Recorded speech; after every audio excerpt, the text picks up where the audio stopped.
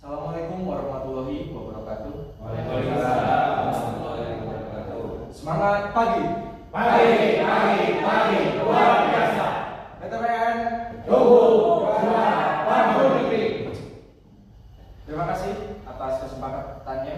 Perkenalkan Bapak Ibu, saya Farhan Nagiovani Winarno, CKP dari PTPN 1 di bidang hukum.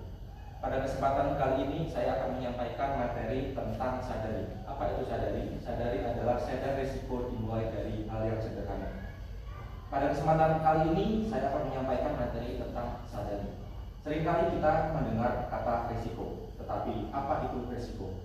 Yang terbayang adalah kerugian besar, kecelakaan kerja, bencana, atau masalah serius lainnya. Padahal sebenarnya risiko adalah kemungkinan terjadinya suatu kejadian yang dapat menghambat tujuan, pekerjaan, maupun aktivitas yang sedang kita lakukan. Artinya, risiko bisa muncul dari hal-hal kecil yang sering kita anggap biasa. Dalam lingkungan kerja perkebunan, termasuk pada komoditas teh, risiko dapat muncul kapan saja dan di mana saja.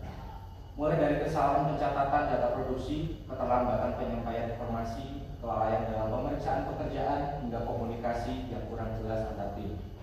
Hal-hal kecil seperti ini, apabila dibiarkan terus-menerus, dapat berkembang menjadi masalah yang lebih besar. Namun sayangnya, risiko seringkali tidak kita sadari. Karena kita merasa selama ini aman, terbiasa dengan rutinitas, atau terlalu fokus menyelesaikan pekerjaan dengan cepat. Akibatnya, potensi masalah yang sebenarnya bisa dicegah sejak awal justru terabaikan. Oleh karena itu, membangun kesadaran risiko menjadi hal yang sangat penting. Mengenali risiko sebenarnya tidak serumit yang kita bayangkan. Kita bisa memulainya dari pertanyaan sederhana. Misalnya, apa kemungkinan yang dapat mengganggu pekerjaan kita? Apa dampaknya jika hal-hal tersebut benar-benar terjadi? Dan langkah apa yang bisa kita lakukan untuk mencegah atau mengurangi dampak tersebut? Tujuan mengenali risiko bukan untuk membuat kita takut bekerja, tetapi supaya kita lebih siap untuk masalah yang akan terjadi. Dengan begitu, pekerjaan dapat berjalan lebih aman, lebih tertib, dan lebih efektif. Selain itu, risiko juga tidak bisa kita kelola sendiri. Kesadaran risiko harus menjadi budaya bersama dalam tim kerja. Ketika menemukan potensi risiko, kita perlu segera mengkomunikasikan kepada atasan maupun rekan kerja terkait. Melalui komunikasi dan kerjasama yang baik, risiko dapat dicegah lebih awal sebelum menimbulkan kerugian yang lebih besar.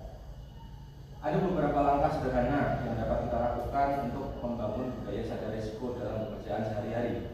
Yang pertama, membiasakan memeriksa kembali setiap data, informasi, maupun pekerjaan sebelum dikirim atau diproses. Yang kedua, melakukan pencadangan atau penyimpanan data secara berkala agar informasi tetap aman dan mudah diakses saat dibutuhkan. Yang ketiga, menyampaikan informasi secara akurat dan tepat waktu agar pengambilan keputusan dapat dilakukan dengan cepat dan tepat. Yang keempat, mendokumentasikan setiap proses dan aktivitas penting sebagai bahan evaluasi dan pembelajaran ke depan. Dan yang terakhir, saling berbagi pengetahuan maupun pengalaman antara rekan kerja maupun dengan atasan. Karena pada dasarnya, budaya risiko bukan dibangun dari suatu hal yang besar, tetapi dari kebiasaan kecil yang dilakukan secara konsisten setiap hari. Dengan meningkatnya kesadaran risiko, kita tidak hanya menjaga kelancaran pekerjaan, tetapi juga membantu menciptakan lingkungan kerja yang disiplin, lebih aman, dan lebih profesional. Semoga budaya sadar risiko dapat terus diterapkan dalam setiap aktivitas kita, sehingga setiap tantangan dapat dihadapi dengan lebih siap dan lebih bijaksana. Demikian yang dapat saya sampaikan. Apakah dampak dari Bapak Ibu ada